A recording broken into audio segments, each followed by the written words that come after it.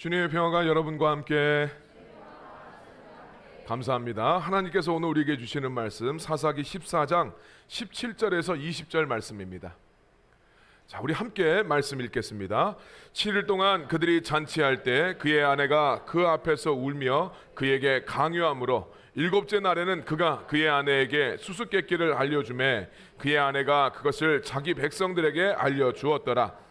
일곱째 날 해 지기 전에 성읍 사람들이 삼손에게 이르되 무엇이 꿀보다 달겠으며 무엇이 사자보다 강하겠느냐 한지라. 삼손이 그들에게 이르되 너희가 내 암송아지로 밭갈지 아니하였더라면 내 수수께끼를 능히 풀지 못하였으리라 하니라. 여호와의 영이 삼손에게 갑자기 임하심에 삼손이 아스글론에 내려가서 그곳 사람 30명을 쳐 죽이고 노략하여 수수께끼 푼 자들에게 옷을 주고 심히 노하여 그의 아버지의 집으로 올라갔고 삼손의 아내는 삼손의 친구였던 그의 친구에게 준 바 되었더라. 아멘. 여러분, 하나님은 살아계시고 역사하십니다. 하나님은 지금 이 자리에 우리와 함께 하십니다. 우리에게 복 주시길 원하시는 그 하나님을 사모하면서 이 자리에 나오신 여러분들을 우리 예수님의 이름으로 환영하고 예수님의 이름으로 축복합니다. 자, 우리 서로를 향해서 축복의 인사 나누겠습니다. 빛이 있으라, 빛이 있으라. 말씀에 비치신 예수님이 이 시간 여러분들의 삶에 충만하게 임하시길 예수님의 이름으로 축원합니다. 운전면허를 따고 나서 사고가 잘 나는 시점은 완전 초보 때가 아니라 이 완전 초보에서 벗어나서 운전에 대한 자신감이 막 붙기 시작했을 때, 이때 대체적으로 사고가 많이 납니다. 내가 운전에 초보라고 느낄 때는 매우 조심하게 되어서 오히려 사고가 잘 안 나지만 나 운전 좀 할 줄 알아 이렇게 하게 되었었을 때 언제나 사고가 터지죠. 인생을 살면서도 자기가 모른다는 것을 인정하고 내가 아는 것이 이게 다가 아닐지도 몰라 라고 생각하면 이 인생에 있어 어떤 사안에 대한 큰 실수를 줄일 수가 있습니다. 반면에 자기가 어떤 분야에 대해서 이건 내가 제일 잘한다라고 생각하면 오히려 생각하지 못했던 부분에서 리스크가 발생해서 큰 손해를 보게 되기도 합니다. 주식에 대해서도 그러잖아요.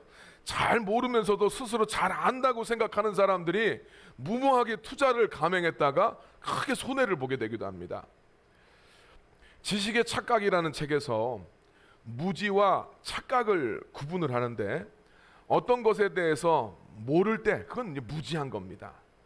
한편 자기가 그 무지한 거에 대해서 무지할 때, 내가 모르고 있다는 것에 대해서 잘 모르는데 그거에 대해서 자기가 잘 알지 못했을 때 그걸 우리는 착각이라고 이 사람은 구분을 합니다.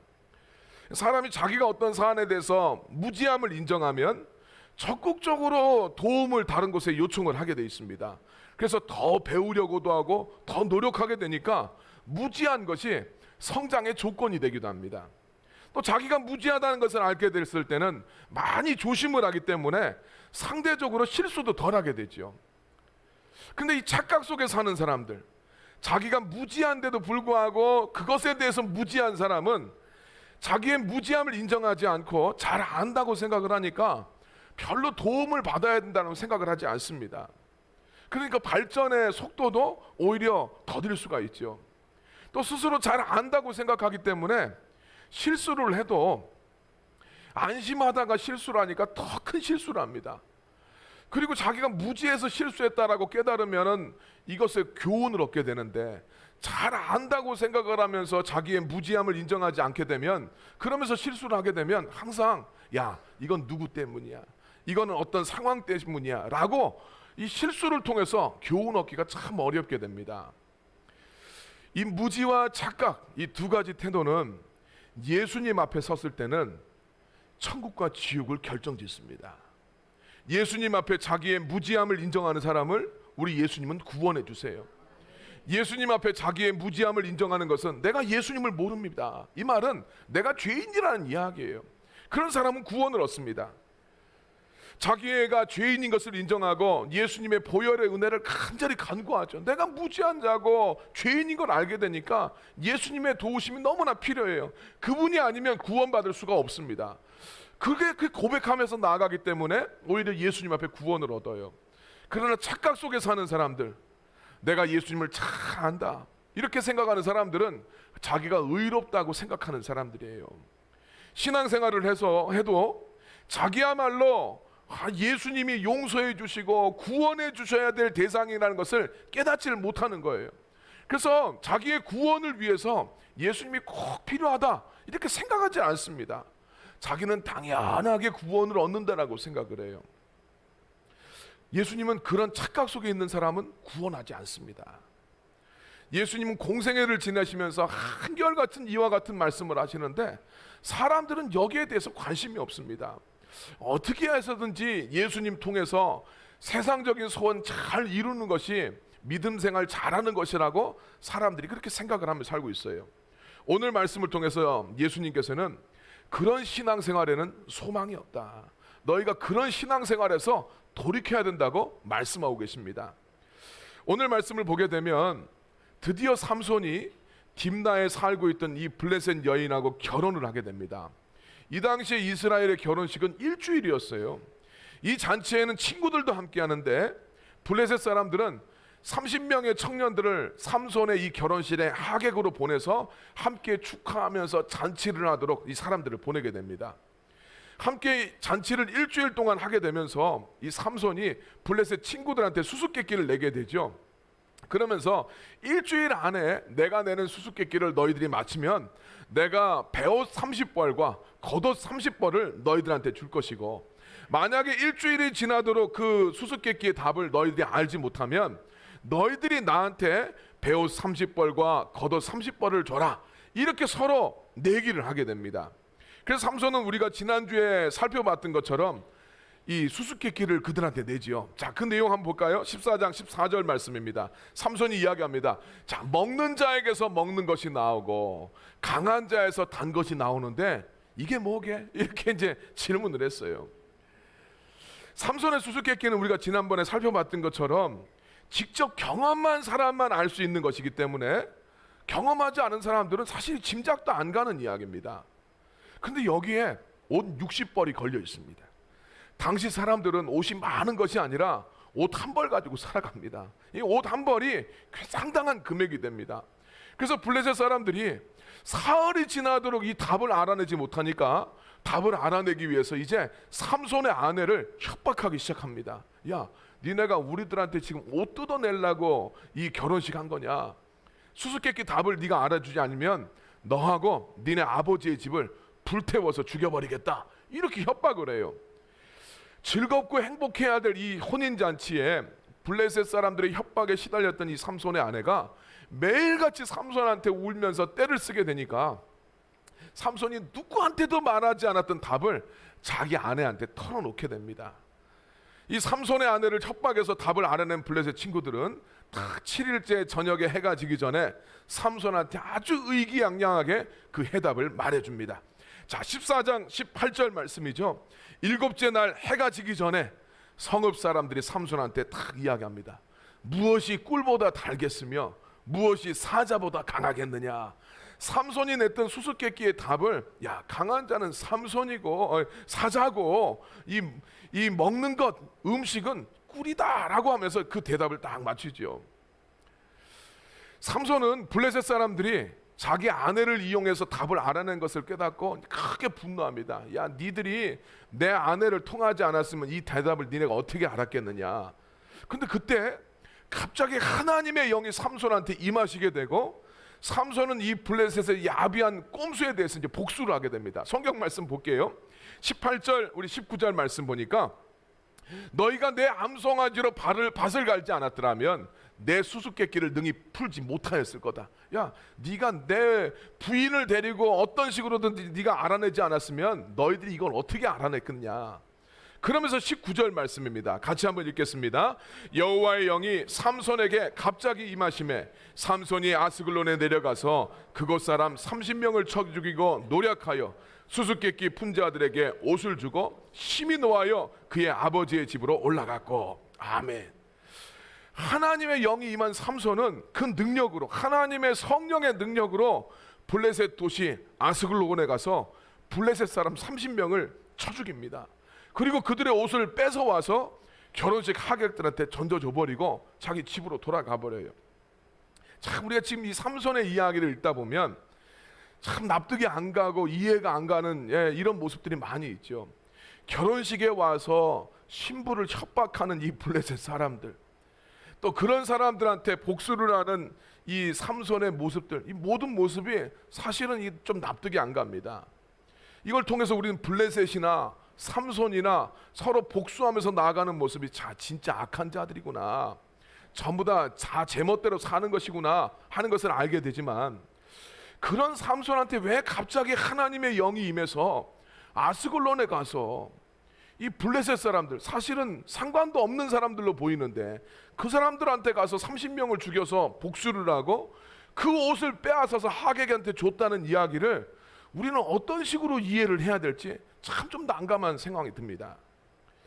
도대체 주님은 이 사건을 통해서, 이 말씀을 통해서 우리에게 어떤 말씀을 주시고자 하시는 것일까요?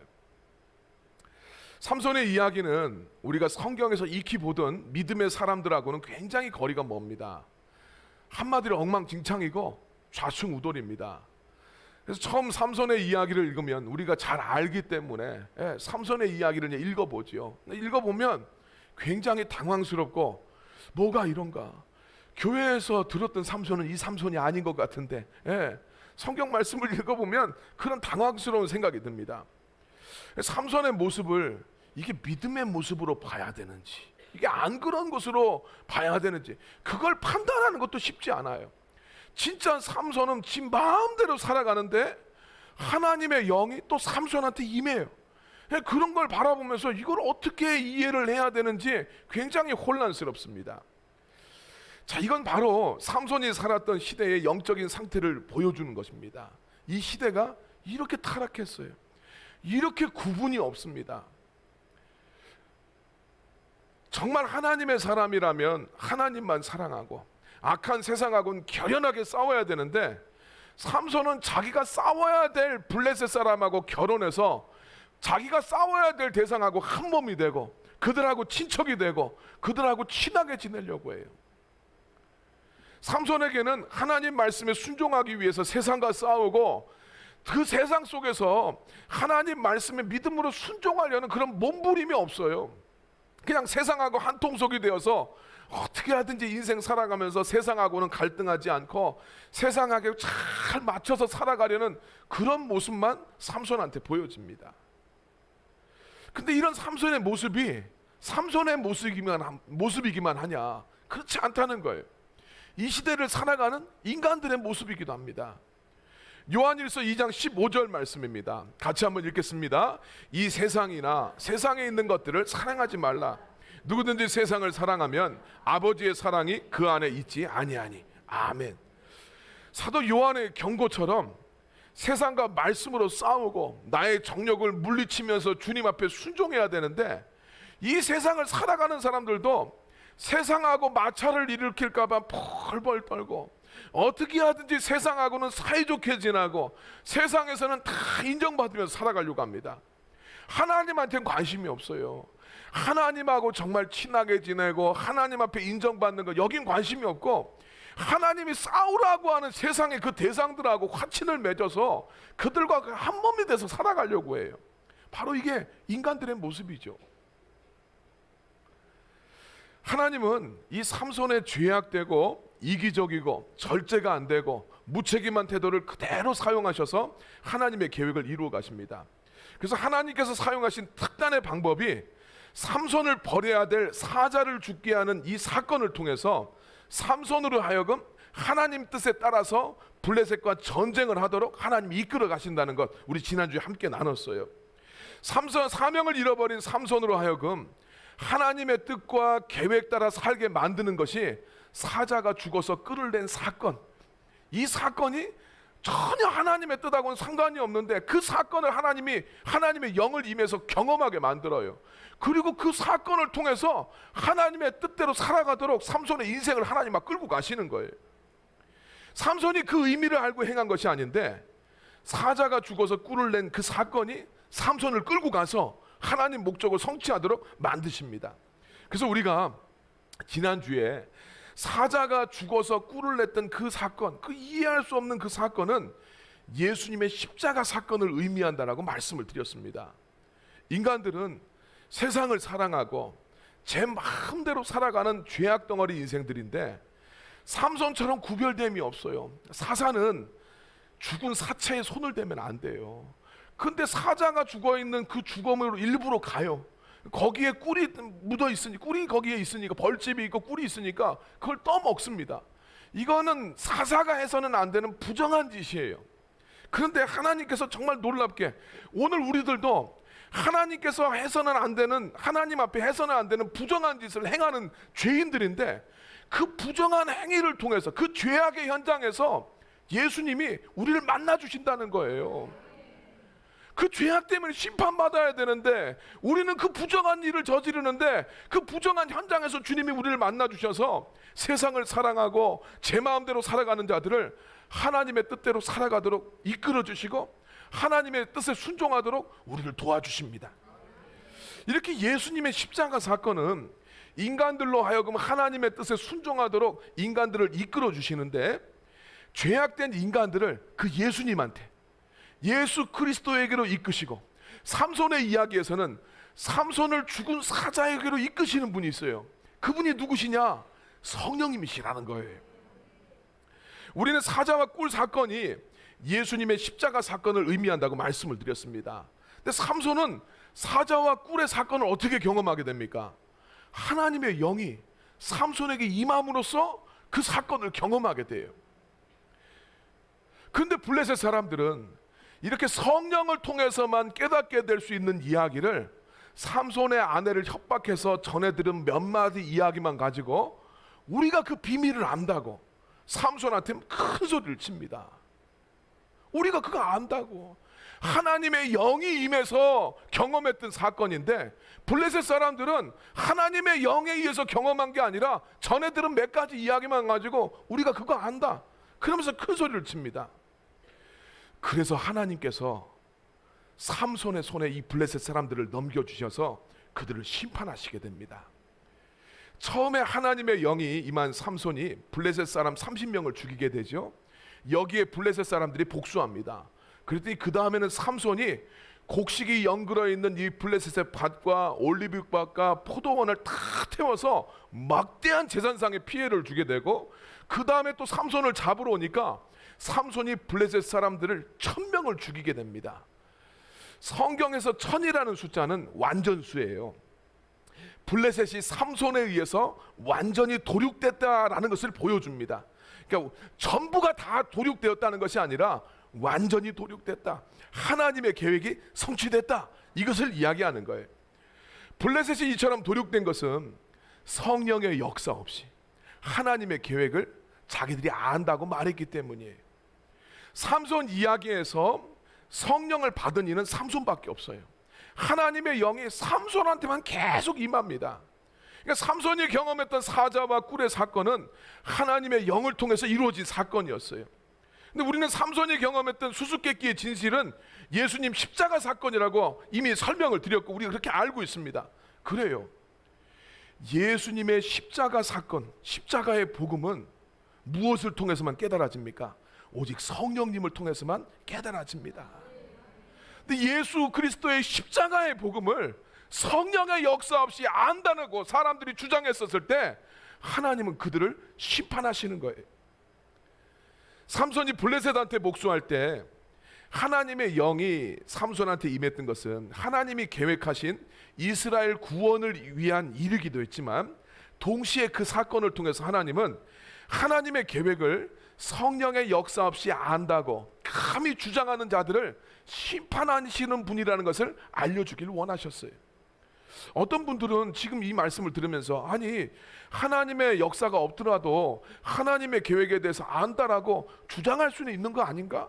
뭐 그것 가지고 하나님께서 그토록 심판까지 하시나? 라고 생각할 수 있습니다. 거기에 대해서 여러분들한테 좀 설명을 드리겠습니다.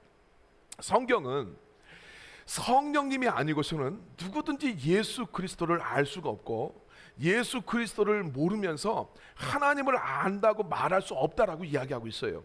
자, 우리 고린도전서 12장 3절 말씀입니다. 같이 읽겠습니다. 그러므로 내가 너희에게 아리려노니 하나님의 영으로 말하는 자는 누구든지 예수를 저주할 자라 하지 아니하고 또 성령으로 아니하고는 누구든지 예수를 주시라 할 수 없느니라. 아멘.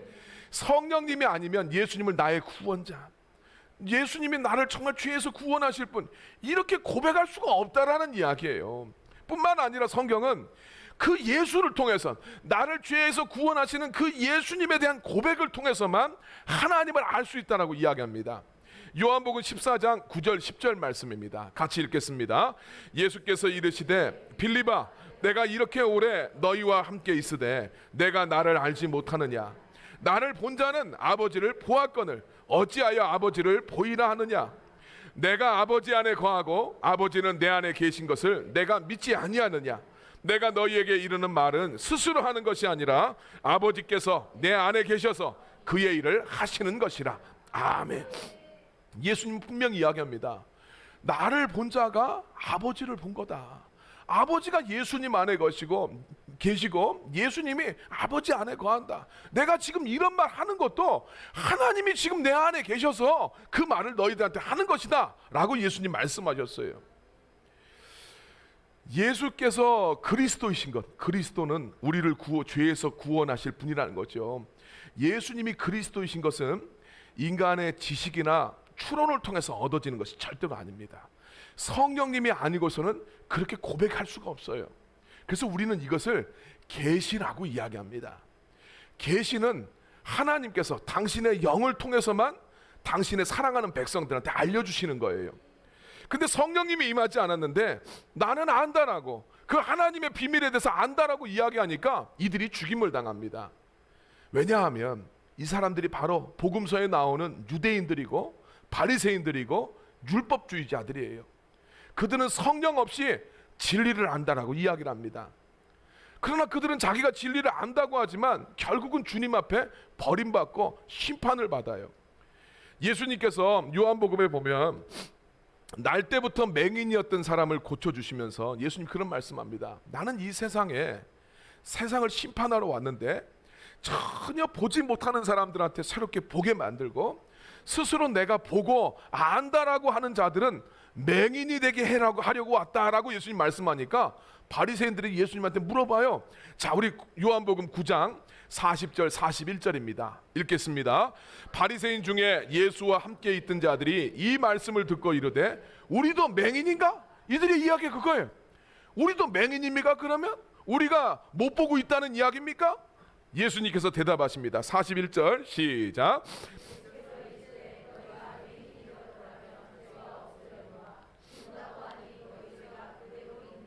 아멘. 니네가 맹인이라고 말한다면 너희들이 죄 용서를 받는다. 근데 니네가 본다고 하고 안다라고 이야기하니까 너희 죄가 그대로 있다. 예수님의 말씀은 너희가 스스로 진리를 모르고 나는 하나님을 모른다라고 이야기하면 용서받을 수 있지만 너희가 진리를 안다라고 이야기하고 너희들 스스로 의롭다고 말하니까 너희들의 죄가 그대로 있고 너희들의 죄값을 너희는 치러야 된다라고 말씀합니다. 자, 그러니까 여기서 본다, 안다라는 이야기는 자기가 의롭다는 이야기예요. 거기에 대해서 너희가 죄인이라고 스스로 고백하게 되면 너희들은 용서받지만 너희 죄를 용서하러 오기 위해서 이 땅에 오신 예수님 앞에서도 너희가 여전히 의로운 체하고 거룩한 체하면 절대 주님의 죄사함을 받지 못한다는 이야기입니다. 인간을 예수 그리스도를 통해서 죄악에서 구원해서 하나님 백성 만드는 것, 이게 하나님의 계획이고 진리입니다. 그런데 자기 죄를 모르는 사람이 그 하나님의 진리를 안다? 거기에 대해서 주님이 심판하시는 거예요. 우리 앞서서 이야기했지만 신앙의 영역에서도 무지함을 인정하면, 쉽게 말해서 자기가 죄인인 것을 인정하면 그들은 예수님의 도움을 받을 수 있습니다. 자기의 죄를 주님 앞에 고백하면 영적으로 성장할 수도 있고 구원받을 수 있어요. 그러나 자기 그 무지함에도 불구하고 무지함에 대해서 무지한 사람들, 자기가 무지함에도 불구하고 무지하다는 걸 알지 못해요. 착각하는 사람이라고 그랬죠. 그런 사람은 예수님의 도움도 얻지 못해요. 그러니까 영적으로 성장하기도 어렵고 그런 사람들은 결국 구원도 받지 못합니다. 성경 속에서 보면 항상 예수님을 배척하고 예수님을 죽이는 사람들은 예수님을 안다라고 생각하는 사람들이었어요. 예수님께서 고향에서 말씀을 전하셨을 때 예수님이 전해주시는 말씀이 너무나 대단해요. 그래서 그 고향에 있는 사람들이 다 깜짝 놀랍니다. 야, 도대체 이 말씀 어디서 나오냐? 근데 그 사람들이 예수님을 배척합니다. 마태복음 13장 53절에서 58절입니다. 같이 읽겠습니다. 비유를 마치신 후에 그곳을 떠나서 고향으로 돌아가사 그들의 회당에서 가르치시니 그들이 놀라 이르되 이 사람의 이 지혜와 이런 능력이 어디에서 났느냐? 마리아 그 형제들은 야고보, 요셉, 시몬, 유다라 하지 않느냐? 그 누이들은 다 우리와 함께 있지 아니하냐? 그런즉 이 사람의 이 모든 것이 어디서 났느냐 하고 예수를 배척한지라. 예수께서 그들에게 말씀하시되 선지자가 자기 고향과 자기 집 외에서는 존경을 받지 않음이 없느니라 하시고 그들이 믿지 않음으로 말미암아 거기서 많은 능력을 행하지 아니하시니라. 아멘. 예수님 고향 사람들은 예수님 말씀 들으면서 너무나 탁월하다고 이야기합니다. 야, 도대체 이런 말씀의 지혜와 능력이 어디서 왔냐 하면서 감탄을 하는데 자기들이 예수님을 잘 안다고 생각을 해요. 자, 저 사람은 목수 요셉의 아들 아니냐? 그의 엄마 마리아 우리가 잘 알잖아. 저 동생들 우리 야고보랑 그 동생들 우리 다 안다. 그 딸들은 그 저 여동생들 우리와 시집해서 여기 와 살고 있다. 근데 이 모든 게 어디서 왔겠냐? 자기들이 아는 선상에서는 이런 능력이 올 데가 없어요. 그 아버지도 아니고 그 형제들도 아니고 야, 그러니까 저건 마귀에서부터 왔나 보다 생각하면서 예수님을 폄하하고 예수님을 배척하게 됩니다. 이처럼 성령의 역사를 통해서 예수님을 깨닫지 않고 육신적으로만 예수님을 이해하려는 사람들은 결국은 다 예수님을 배척하게 됩니다. 육신적인 신앙생활을 하는 사람들은 자기들의 생각으로는 예수님을 안다라고 생각하지만 실제로는 예수님을 알지 못할 뿐만 아니라 결국은 다 예수님을 배척하고 예수님을 십자가에 못 박게 됩니다. 성령의 역사를 통해서 예수님을 알게 되는 사람들은 반응이 다릅니다. 그들은 주님 앞에서 자기가 병든 자이고 자기가 죄인들이라는 사실을 깨닫는 사람들이에요. 요한복음 16장 7절 8절입니다. 성령님이 오시면 무엇을 깨닫게 하시나? 같이 읽겠습니다. 그러나 내가 너희에게 실상을 말하노니 내가 떠나가는 것이 너희에게 유익이라. 내가 떠나가지 아니하면 보혜사가 너희에게로 오지 아니하실 것이요 가면 내가 그를 너희에게로 보내리니 그가 와서 죄에 대해서 의에 대하여 심판에 대하여 세상을 책망하시리라. 아멘. 성령님이 역사하시면 자기 죄를 깨닫게 돼요. 성령님이 역사하시면 나의 의로움이 아니라 하나님의 의로 구원받는다는 걸 깨닫습니다. 내가 잘해서 구원받는 게 아니라 하나님의 사랑으로 그분의 의로움으로 내가 구원 얻었음을 깨닫게 돼요. 성령님이 역사하시면 그렇지 않은 사람들을 주님이 심판하신다는 사실을 깨달아 알게 됩니다. 성령님의 역사에서는 언제나 이 일이 일어나요. 베드로가 그랬잖아요. 밤새도록 고기를 못 잡았는데 예수님이 배 오른쪽에 그물을 던져보라고 했었을 때 그물이 막 찢어질 것처럼 그 고기를 잡아요. 153마리나 물고기를 잡게 되었을 때 그때 베드로의 반응이 뜻밖이죠. 예수님 앞에 꿇어 엎드려서 예수님, 나는 죄인입니다. 나를 떠나시옵소서. 성령 안에서 예수님을 만나게 된 사람들의 고백은 그거예요. 나는 죄인입니다. 여러분, 성도들이 언제 진짜 예수님을 알게 된다고 생각하십니까? 자기가 죄인인 것을 깊이 깨닫게 됐었을 때 그때 예수님을 진짜 알게 돼요. 아, 주님이 이런 내가 죄가 있는데도 그런 나를 구원해 주시는구나. 난 이렇게 흠이 많은데도 주님이 그런 나를 사랑한다고 말씀해 주시는구나. 나는 정말 주님 앞에 자격이 없는 자인데 주님이 이런 나를 써주시는구나. 그게 가장 예수님을 아는 거예요. 예수님 뭐하러 오셨습니까? 네? 우리를 죄에서 구원하러 오신 분이에요. 그 예수님의 사명과 본질을 가장 깊이 깨달을 때가 언제입니까? 내 죄를 깨달을 때예요. 그런데 주님이 나를 구원해 주시네. 주님이 그런 나를 사랑해 주시네. 이거 깨달을 때가 예수님을 가장 많이 깨달을 때입니다. 그래서 예수님을 가장 깊이 이해할 때는 바로 성령님께서 강력하게 그 역사하실 때인데, 그때는 사람들이 다 자기의 죄가 깨달아지고 그 죄악으로 인해서 너무나 부끄럽고 주님 앞에 송구스럽고 때로는 그 죄악 때문에 너무너무 괴로운데 자기 자신을 용서해 주시는 그 하나님의 사랑을 깨닫게 됐었을 때, 그때가 예수님을 가장 깊이 이해하게 되는 때인 것을 믿으시길 바랍니다. 예수라는 이름은 우리를 죄악에서 구원할 자라는 뜻입니다. 근데 자기 죄를 인정하지 않고 보지 못하는 사람은 그 예수님하고 상관이 없어요. 병든 자에게 의사가 필요하듯이 죄인이라고 고백하는 자들에게 구원자 예수님이 필요합니다. 그래서 자기 죄를 보지도 못하고 죄인됨을 깨닫지도 못하는 사람은 실제로는 예수님을 전혀 알지 못하는 사람이에요. 신앙생활은 지식이 아니라 성령님의 감동 가운데 하는 겁니다. 문자는 사람을 죽입니다. 그러나 성령님이 우리 가운데 들어오시면 그 영혼은 살아납니다. 그래서 자기 죄를 보지도 못하고 회개하지도 않으면서 정답만 알고 있는 사람들, 신앙의 지식만 가득하면 성령님 없이 자기는 안다고 떠드는 블레셋 사람들하고 다를 바가 없어요. 그 사람들은 자기들이 이긴 것 같고 비밀을 알고 있는 것 같지만 주님의 계시에서 가려진 사람들이에요. 그래서 그들은 안다고 하지만 예수님을 몰라요. 예수님을 모르기 때문에 구원받을 수 없게 되고 그들에게 하나님의 심판이 임하게 됩니다. 마가복음에 보면 거라사에 이 미친 사람이 있었잖아요. 그 사람 예수님 딱 알아봅니다. 그게 주님 아는 거라고 여러분 할 수 있을까요? 마가복음 5장 7절 말씀입니다. 같이 한번 읽겠습니다. 큰 소리로 부르짖어 이르되 지극히 높으신 하나님의 아들 예수여, 나와 당신이 무슨 상관이 있나이까? 원하건대 하나님 앞에 맹세하고 나를 괴롭히지 마옵소서 하니. 자, 여기 귀신 들린 사람이 하는 이야기가 예수님을 딱 알아봐요. 지극히 높으신 하나님의 아들 예수요. 예수님 뭐라고 하셨습니까? 베드로가 주는 그리스도시요 살아계신 하나님의 아들이라고. 야, 네가 어떻게 이런 대답하냐? 이거 하나님이 너한테 이 대답하게 하신 거다. 감탄했던 이야기예요. 진리입니다.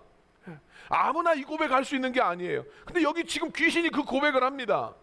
그러면 이 사람이 예수님을 잘 안다고 이야기할 수 있을까요? 그렇지 않아요. 귀신은 달려와서 예수님의 정체를 폭로해요. 이 고대 사회에서는 영적인 대결에서 상대의 정체를 미리 먼저 폭로를 하면 자기가 우위에 있다는 것을 증명하는 것이 됩니다. 그러니까 지금 귀신이 감히 예수님보다 지가 더 우월하다고 예수님의 정체를 먼저 와서 이야기하는 거예요. 귀신도 예수님을 잘 압니다. 근데 귀신의 이야기가 뭡니까? 당신이 나와 무슨 상관이 있습니까? 나를 괴롭히지 마소서. 이건 예수님 아는 게 아니에요. 그냥 정보고 지식일 뿐입니다. 율법의 조문에 따라서 신앙생활하면 안 돼요. 성령에 의해서 신앙생활을 해야 됩니다. 성령에 의해서 신앙생활하는 것은 나의 죄를 구원하러 오시는 예수님, 예수님을 보면서 아, 내 죄를 구원하러 오셨구나. 주님의 그 은혜를 알아야 돼요. 그게 예수님을 아는 사람들이에요. 그래서 예수님을 안다는 사람들은 내 죄를 고백할 줄 알아요. 이런 악한 귀신의 영향력 아래 있는 사람은 자기가 치료받아야 될 자, 자기가 병든 자, 자기가 죄인이라는 것을 도무지 깨닫지 못합니다. 그래서 지식적으로는 잘 안다고 하지만 자기 죄를 모르고 자기의 죄를 인정하지 않기 때문에 사실은 이들은 신앙생활을 해도 예수님하고는 아무런 상관없는 신앙생활을 합니다. 백날 신앙생활을 해도 자기 회개가 없고 돌이킴이 없어요. 백날 신앙생활을 해도 다른 사람들의 죄는 보이지만 자기의 허물과 자기의 죄악들은 보질 못합니다. 그는 뭡니까? 예수님하고 관계가 없어요. 신앙생활은 하고 있는 것 같지만 실제로 주님과의 관계가 없습니다. 예수님 말씀하셨어요. 마지막 그 성만찬하고 예수님 발 씻어 주실 때 베드로가 주님 어떻게 절 씻어 주십니까? 예수님 이야기하죠. 내가 너 씻어 주지 않으면 너하고 나하고 관계가 없다. 주님 앞에 죄 사함을 받지 않으면 예수님하고 아무 상관이 없어요.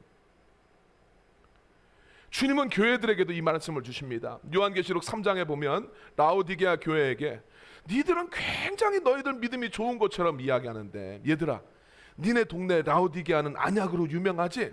안약 좀 사서 눈에 발라라. 너희 영혼이 얼마나 헐벗었는지 너희들 눈으로 똑똑히 좀 살펴봐라. 주님이 그 이야기예요. 그들이 왜 헐벗었습니까? 돈이 없어서 헐벗은 겁니까? 아니에요. 라오디게아 이 동네는 굉장히 부유한 동네입니다. 다들 화려한 옷을 입고 살아가는 사람들이에요. 그러나 성경에서 성도가 입어야 할 예복은 오직 예수님이라고 이야기했어요. 여러분 큐티하신 분들, 말씀 통해서 아셨던 분들 들으셨어요. 왕의 잔치에 초대된 자들이 오지 않으니까 왕이 내거리에 나가서 자격 없는 모든 사람들을 데리고 오라고 이야기합니다. 왕의 잔치에 다 자격 없는 자들이 다 와서 그 잔치를 꽉 찼는데 잔치에 참여하는데 거부당한 사람이 있어요. 합당한 예복을 입지 않은 사람이에요. 합당한 예복은 예수 그리스도예요. 자격 없는 자가 하나님의 백성이 될 수 있는 것, 하나님의 천국 백성이 될 수 있는 것은 오직 예수 그리스도를 덧입는 거예요. 근데 이 라오디게아 교회 성도들은 자기들이 거룩하고 자기들이 의롭다고 생각하고, 그러니까 자기들의 삶 속에 회개가 없어요. 그래서 주님이 이야기합니다. 니네는 헐벗었어. 안약 좀 사서 눈 좀 발라라. 주님이 그 이야기 하시는 거예요. 예수 그리스도를 덧입는다는 것은 나의 죄를 고백해서 회개하고 예수님을 통해서 죄사함 받는 거예요. 이게 성령님의 역사입니다. 성령님은 언제나 우리 죄를 위해서 죽은 그 사자이신 예수님 앞에 우리를 인도해서 그분의 몸에서 나오는 생명의 말씀으로 우리를 하나님 앞에 또 인도해 가십니다. 그래서 우리가 하나님의 뜻에 순종하면서 살아가는 하나님의 백성으로 우리를 만들어 주십니다. 그래서 신약 성도들한테, 신약의 이 시대를 살아가고 있는 성도들한테 가장 중요한 것이 성령의 충만함이에요. 성령의 사람들이 돼야 됩니다. 성령의 사람은 다른 사람이 아니라 자기의 죄와 허물을 깊이 깨닫고 고백할 줄 아는 사람들이에요. 그래서 이들은 내 죄를 알기 때문에 예수님 없으면 안 돼요. 예수님 없으면 나의 의로는 구원받을 수가 없습니다. 나는 죄덩어리인데 이런 나의 죄를 용서해 주시는 예수님이 없으면 구원받을 수 없기 때문에 철실하게 예수님을 찾아요. 그래서 성령의 사람들은 받은 은혜에 만족하지 않고 앞으로 받을 은혜를 사모하면서 주님 앞에 나아가요. 자기의 죄악됨을 깊이 깨닫기 때문에 성령님의 은혜 없이는 안 된다는 것을 너무나 잘 알아요. 그래서 받은 은혜에 만족하지 않고 주님이 나한테 주실 은혜를 사모하면서 주님 앞에 나아갑니다. 아버님 목회하시는 교회에서 가장 문제를 많이 일으키고 소천하실 때까지 힘들게 했던 장로님이 계셨어요. 그분은 항상 부흥회만 하면, 강사님은 막 부흥회 성도들이 막 이런저런 이야기하잖아요. 그럼 그분은 항상 이야기하면서 본인이 젊었을 때 강진의 만덕산 기도원에서 은혜 받은 이야기를 항상 하세요. 예, 저도 몇 번 들었어요. 예, 막 다른 이들이 은혜 받았다고 하면 자기가 강진의 만덕산 기도원에서 몇 살 때 그거 했다고. 근데 아버지가 목회하시는 교회는 아버지가 그 교회 가시기 전에 그 장로님 때문에 교회가 쪼개지기도 했었고, 거기서 쪼개진 교회가 순복음교회 됐어요. 또 그 장로님 때문에 교회 안 다니는 사람도 많았고, 또 그 장로님 때문에 교회를 떠난 목회자도 많았어요. 여러분 그거 왜 그런 줄 아십니까? 만덕산 기도원이 문제가 있는 기도원이어서가 아니고, 그분이 받았던 은혜가 그게 가짜여서가 아니에요. 그분이 받은 은혜에만 머물렀기 때문이에요. 80년 살아가는데 30살 때 은혜 받은 이야기만 하고 있으면 어떻게 됩니까? 그 50년 동안 무엇은 은혜 받은 은혜가 없으니까 그렇게 살아가는 거 아니겠어요? 여러분 밥은 어제만 먹습니까? 오늘도 먹잖아요. 어제 받은 은혜만 가지고 어떻게 살겠습니까? 오늘도 은혜 받아야 됩니다. 은혜는 늘 새롭게 받아야 돼요. 인간은 죄악 덩어리예요. 한번 성령 충만해서도 자기의 죄성 때문에 금방 자기 마음대로 사는 게 인간입니다. 지속적으로 충만해지지 않으면 인간은 자기 소욕과 정욕과 죄성에서 정말 자유롭지 않아요. 성령의 사람이라면 철저하게 성령님을 의지할 수밖에 없습니다. 자기는 막 깨끗하다고 남한테 막 악담하고 다른 사람 정죄할 수가 없어요. 자기한테 성령이 없기 때문에 자기 안에 들어있는 들보는 못 보고 맨날 남의 티끌만 보고 탓하는 것은 그 안에 성령이 없기 때문이에요. 주님이 그들을 심판합니다. 성령의 사람은 인간은 자기 스스로 의롭게 살 수가 없고 자기 의지와 자기의 능력으로 그렇게 살 수 없다는 걸 너무나 잘 알아요. 그래서 더 성령의 도움과 충만한 은혜를 사모하게 됩니다. 여러분들이 성령의 사람으로 예수님을 깊이 아는 자가 되길 원하시면 예수님께서 죽으심으로써 자기의 육체를 찢으시면서 열어주신 은혜의 보좌 앞으로 나아가시길 바랍니다. 그게 예배입니다. 예수님은 죄인인 우리가 하나님 앞에 직접 나아가서 주님의 음성을 듣고 그분의 영으로 충만해 주도록 우리에게 예배의 자리를 허락해 주셨어요. 그래서 예배는 성도가 하나님의 은혜를 받는 은혜의 통로가 됩니다. 그래서 모든 공예배는 중요하지만 특별히 여러분 금요 기도회를 통해서 뜨겁게 찬양하고 주님의 말씀을 듣고 간절히 부르짖어 기도함으로써 실제적인 성령의 능력들을 여러분이 다운로드 받으시길 바랍니다.